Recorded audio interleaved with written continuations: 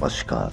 राजस्थान की तमाम फटाफट खबरों में आपका स्वागत है। राजस्थान की खबरों के लिए आपसे निवेदन की यदि आपने हमारे चैनल को सब्सक्राइब नहीं किया तो कृपया करके राजस्थान की खबरों के लिए आपके अपने चैनल को सब्सक्राइब कर लें। आप सब्सक्राइब करते हैं तो हमें हिम्मत होती है सही और सच्ची खबरें आप तक पहुंचाने की। वरना मीडिया में किस तरह की खबरें आपको पेश की जाती है यह आप भली भांति जानते हैं। मीडिया में आपको किस तरह से असुरक्षित बताया जाता है, जबकि आप किस तरह से सुरक्षित रह सकते हैं इसका आपको इंतजाम करना है, इसकी आपको चर्चा करनी है। वरना मीडिया ने बहुत मेहनत की है आपको इतना असुरक्षित बनाने में। तो जितना आप अपने आप को असुरक्षित महसूस करेंगे उतना आप डरेंगे और उतना आप मीडिया के चंगुल में फंसते नजर आएंगे। आपके घर में आपका बच्चा बेरोजगार है, आपको मीडिया पर कहीं भी कोई खबर नहीं मिलेगी। आपको महंगी शिक्षा मिल रही है लेकिन मीडिया में आपको कहीं भी कोई खबर नहीं मिलेगी। जर्जर भवन में आपके बच्चे स्कूल में जाते हैं, वहाँ कोई हादसा होने की संभावना रहती है, आपको कहीं कोई खबर नहीं मिलेगी। मीडिया में आप स्कूल के बच्चे में जब जाते हैं और स्कूल में जब बच्चे जाने पर उनको टीचर नहीं मिलता, आपको इसकी कहीं कोई खबर नहीं मिलेगी। तो आप अंदाज़ा लगा लीजिए कि आपको नुकसान या असुरक्षित आप किससे हैं। आप अपने बच्चों के भविष्य को लेकर असुरक्षित हैं। वो कब होंगे, सुरक्षित कब होंगे? जब आप स्कूल में जाएंगे तो वहाँ आपको टीचर मिले, आपको जर्जर भवन की जगह अच्छे भवन मिले। अस्पताल जाओ तो वहाँ अच्छे डॉक्टर मिले, डॉक्टरों के सामने लगने वाली भीड़ कम हो, तब आप अधिक सुरक्षित महसूस करेंगे और तभी आप असली नागरिक बनेंगे। वरना मीडिया आपको बांग्लादेश की खबर दिखा कर, पहले आपको राजा सोनम की खबर दिखाकर, फिर बांग्लादेश की खबरें दिखाकर आपको असुरक्षित महसूस कराता है। तो इसलिए आप अवश्य नजर रखें अपने सुरक्षित जगहों पर कि आप किस जगह सुरक्षित रहेंगे। सोसाइटी के बैकडेट पट्टों का फ्रॉड रोकने के लिए बजाय जेडीए संरक्षण दे रहा है, इसका खुलासा विधानसभा में दिए जवाब और जेडीए में जमा रिकॉर्ड की पड़ताल में हुआ। एक विधायक ने पूछा, जेडीए सोसाइटी की कॉलोनियों का नियमन करती है, सादा कागज पर एग्रीमेंट वाली कॉलोनी का नियमन होता है? जेडीए का जवाब है 17 जून 1999 से पूर्व बसाई कॉलोनी का ही नियमन किया जाता है। सादा कागज पर एग्रीमेंट की कानूनी मान्यता नहीं है, जेडीए नियमन नहीं करता, यह अवैध है। फिर भास्कर ने जेडीए के जवाब का सच ढूंढा, पता चला जेडीए ने विधानसभा में झूठ बोला।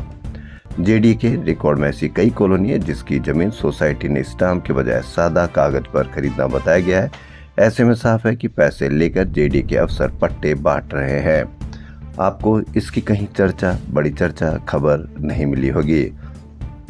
या जब चर्चा होती है तो एक दूसरे सरकारों पर आरोप लगा दिए जाते हैं। आरोप लगाने से चर्चा खत्म हो जाती है लेकिन आम आदमी को राहत नहीं मिल पाती है। तो आम आदमी को राहत मिलने के लिए वहाँ ऐसी खबर चाहिए या ऐसी चर्चा चाहिए जिससे आपको सहूलियत मिल सके, आसानी हो सके। कांग्रेस हाईकमान ने विनोद जाखड़ को एनएसयूआई का राष्ट्रीय अध्यक्ष नियुक्त किया है। पहली बार है जब राजस्थान से किसी नेता को संगठन की राष्ट्रीय कमान मिली है। जाखड़ भी एनएसयूआई के प्रदेशाध्यक्ष हैं। कांग्रेस अध्यक्ष मल्लिकार्जुन खड़गे की मंजूरी के बाद राष्ट्रीय महासचिव केसी वेणुगोपाल ने नियुक्ति आदेश जारी किए हैं। अब तक यह जिम्मेदारी वरुण चौधरी संभाल रहे थे। इस पद के लिए देश भर के एनएसयूआई नेताओं के इंटरव्यू लिए गए थे। यह पूरी प्रक्रिया राहुल गांधी की देखरेख में हुई। राजस्थान विश्वविद्यालय में आरएसएस के कार्यक्रम का विरोध करने पर जाखड़ को 17 दिन जेल में रहना पड़ा था। सूत्रों के अनुसार उनकी नियुक्ति का सबसे मजबूत आधार यही बना। जाखड़ के अलावा राजस्थान से निर्मल चौधरी को भी इंटरव्यू के लिए बुलाया गया था। गौरतलब है कि विनोद जाखड़ छात्र राजनीति से उभर कर आए। वह पहले राजस्थान कॉलेज छात्र संघ अध्यक्ष रहे और बाद में राजस्थान विश्वविद्यालय छात्र संघ अध्यक्ष भी चुने गए। केंद्र और कई राज्यों में भाजपा सरकार होने से एबीवीपी का प्रभाव बढ़ा है। ऐसे में देश भर में संगठन का विस्तार, कांग्रेस विचारधारा को छात्रों तक पहुंचाना और छात्र संघ चुनाव में अच्छा प्रदर्शन जाखड़ के सामने बड़ी चुनौती होगी। और हो सकता है कि जाखड़ इसको जबरदस्त तरीके से इसको सहूलियत देंगे और कांग्रेस को मजबूत प्रदान करेंगे।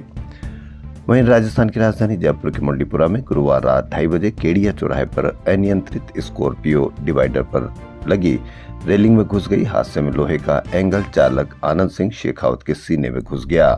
आनंद की मौके पर ही मौत हो गई। एंगल का झटका इतना तेज था कि ड्राइवर की सीट डिग्गी के पास पहुंच गई। हेड कांस्टेबल रविंद्र कुमार का कहना है कि गाड़ी दादी के फाटक से सीकर रोड की ओर आ रही थी। इसी दौरान हादसा हुआ।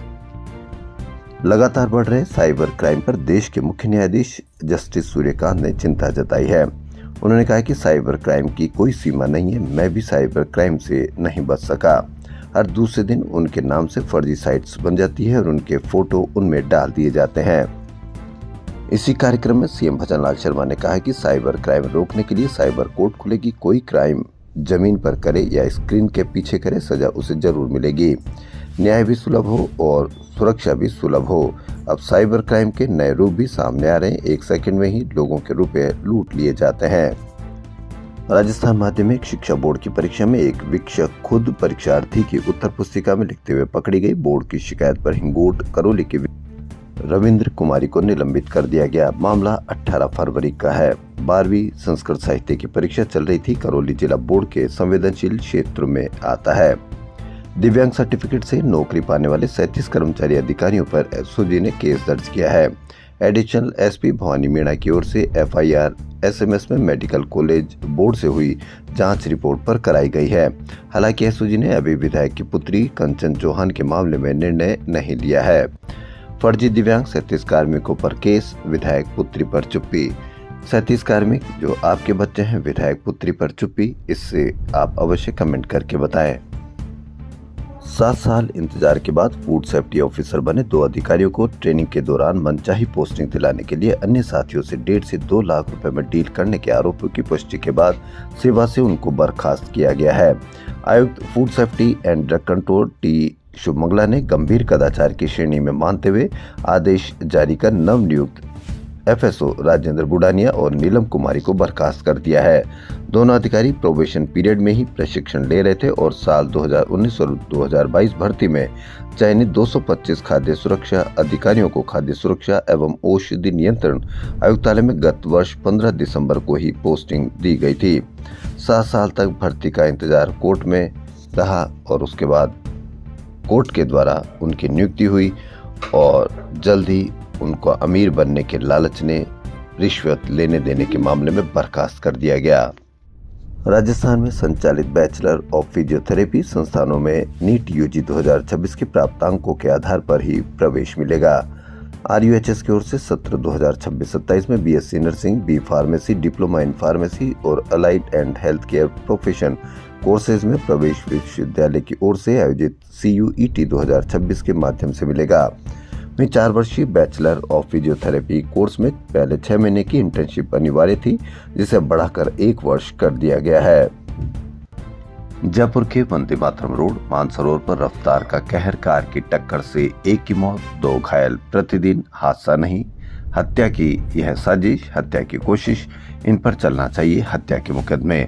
प्रतिदिन किसी न किसी के परिवार को बर्बाद कर दिया जाता है। प्रतिदिन किसी न किसी व्यक्ति को मौत के घाट उतार दिया जाता है। तेज रफ्तार होगी तो हादसा कैसे हो सकता है। वंदे मातरम रोड पर खरवास सर्किल के पास हाई टेंशन लाइन चौराहे पर शुक्रवार शाम तेज रफ्तार कार ने बाइक सवार 3 लोगों को टक्कर मार दी। भिड़ंत इतनी जबरदस्त थी कि तीनों बाइक सवार उछलकर दूर जा गिरे। सिर में गंभीर चोट लगने से एक व्यक्ति की मौके पर ही मौत हो गई। शिक्षा मंत्री मदन दिलावर ने शुक्रवार को विधानसभा में बताया कि प्रदेश में शिक्षकों के 86,369 पद खाली है। वर्तमान में 72,000 पदों को भरने की प्रक्रिया जारी है। उन्होंने आरोप लगाया कि पिछली सरकार ने 6,264 स्कूल क्रमोन्नत किए, एक भी नया पद सृजित नहीं किया। इससे आप अंदाजा लगा लीजिए और कमेंट करके बताएं कि 86,369 पद खाली हैं। कितने पद बढ़ाएंगे यह इस सरकार पर निर्भर करता है। रालसा के साइबर सुरक्षा व जागरूकता और न्याय तक पहुंच सेमिनार के शुभारंभ पर हाईकोर्ट के जस्टिस डॉक्टर पुष्पेंद्र सिंह भाटी ने कहा, तकनीक बहुत तेजी से बदल रही है और उसके खतरे व भय को रोकना सभी की सामूहिक जिम्मेदारी है। अमेरिका व चीन के बाद साइबर फ्रॉड ही दुनिया की तीसरी सबसे बड़ी अर्थव्यवस्था है। अब साइबर फ्रॉड $10 ट्रिलियन का हो गया। देश में 5 सालों में 66 लाख मुकदमे दर्ज हुए हैं। आम आदमी का 55,000 करोड़ रुपए का लूट की गई है। पहले कोई लूट होती थी तो अपराधी का कोई स्वरूप होता था, लेकिन आज बिना किसी रूप के वह साइबर फ्रॉड कर रहा है। उसके बावजूद 55,000 करोड़ रुपए के बावजूद मीडिया पर इसकी कहीं कोई खबर नहीं, क्योंकि मीडिया जानता है कि आपको बांग्लादेश की खबर दिखाई जाएगी तो आपके खून में उबाल होगा, लेकिन 55,000 करोड़ रुपए की खबर दिखाई जाएगी तो आपके मन में सवाल होगा, किसी न किसी की जिम्मेदारी तय की जाएगी। तो मीडिया चाहता ही नहीं कि आप किसी न किसी को जिम्मेदार ठहराए, आपके मन में, आपके खून में उबाल रहता रहे, मीडिया यही चाहता है। राजधानी सहित प्रदेश भर में आवारा श्वान आमजन को जख्मी कर रहे हैं। जयपुर में रोजाना 110 और पिछले 9 महीने में 30,157 मामले सामने आए हैं। प्रदेश में पिछले साल 4.50 लोगों को श्वान ने अपना शिकार बनाया। अब देखना यह है कि प्रतिदिन 110 लोगों को श्वान काटता है, तो आप इससे अंदाजा लगा लीजिए कि कितनी बड़ी यह घटनाएं हैं। अदालती आदेश के बावजूद भी कई सालों से संविदा पर काम कर रहे अभ्यर्थियों को नियमित करने के संबंध में पेश अभ्यावेदन को तय नहीं करने के मामले में हाईकोर्ट ने प्रमुख चिकित्सा सचिव गायत्री राठौड़ व स्वास्थ्य निदेशक सहित अन्य को अवमानना नोटिस जारी कर जवाब मांगा है। अवमानना याचिका पर अधिवक्ता योगेश टेलर ने बताया कि प्रार्थी चिकित्सा विभाग में सफाई कर्मी, एलडीसी व रेडियोग्राफर सहित अन्य पदों पर कई सालों से काम कर रहे, लेकिन उनके कार्य की अवधि देखते हुए भी उन्हें नियमित नहीं किया गया। इसे हाईकोर्ट में चुनौती देने पर अदालत ने 21 नवंबर को प्रार्थियों को विभाग में अभ्यावेदन देने के लिए कहा था। साथ ही विभाग को इस अभ्यावेदन को 2 महीने में तय करने का निर्देश दिया, लेकिन अदालती आदेश के बाद भी प्रार्थियों के अभ्यावेदन को विभाग ने तय नहीं किया। इसके खिलाफ प्रार्थियों ने अदालती आदेश की पालना के लिए अवमानना याचिका दायर की है। संविदा कर्मियों का अभ्यावेदन तय नहीं किया, प्रमुख चिकित्सा सचिव को अवमानना नोटिस। अब देखना यह है कि कितनी जल्दी इनको स्थायी किया जाता है। राजस्थान माध्यमिक शिक्षा बोर्ड की 12वीं विज्ञान वर्ग के भौतिक विज्ञान विषय की परीक्षा में 6 प्रश्न सिलेबस से बाहर आने का दावा किया गया। उधर 10वीं सामाजिक विज्ञान के एक प्रश्न पर भी सवाल खड़े किए जा रहे हैं। 12वीं फिजिक्स में 6 प्रश्न सिलेबस से बाहर, बोर्ड ने जांच शुरू कराई।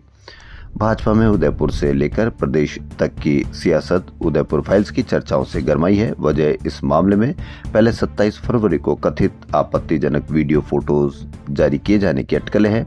खुफिया एजेंसी भी सक्रिय बताई जा रही है, तो यह पता लगाने में जुटी है कि आखिर ये वीडियो फोटोज है किसके पास। नेता प्रतिपक्ष टीकाराम जूली के बयान कि किसी ने उदयपुर फाइल्स देखी है, मेरे पास आने वाली है। जल्द ही भाजपा का बड़ा मामला उजागर होगा। राज्य के निजी स्कूलों में आरटी के तहत निःशुल्क प्रवेश के ऑनलाइन आवेदन शुक्रवार से शुरू हो गए। अभिभावक 4 मार्च तक आवेदन कर सकेंगे। नर्सरी से पहली कक्षा में आवेदन के लिए 3 वर्ष से लेकर 7 वर्ष तक के अभ्यर्थी पात्र होंगे। सहकारिता राज्य मंत्री गौतम कुमार दत्त ने कहा कि मार्च अप्रैल में जयपुर में भी भार टैक्सी की शुरुआत होगी, जिसका लाभ आमजन और ड्राइवर्स को मिलेगा। राजस्थान में पंचायती राज संस्थाओं के चुनाव के साथ साथ नगरीय निकाय चुनाव की वोटर लिस्ट भी तैयार होगी। ये काम 24 मार्च को शुरू होगा और 22 अप्रैल तक पूरा होगा। माना जा रहा है कि इसके बाद ही मई से निकाय चुनाव की शुरुआत हो सकती है। सीएम भजनलाल शर्मा द्वारा 181 कॉल सेंटर पर जाकर सीधे आमजन की समस्याएं सुनने की शुरुआत की थी। उसके बाद सीएस ने नया फॉर्मूला तैयार किया है।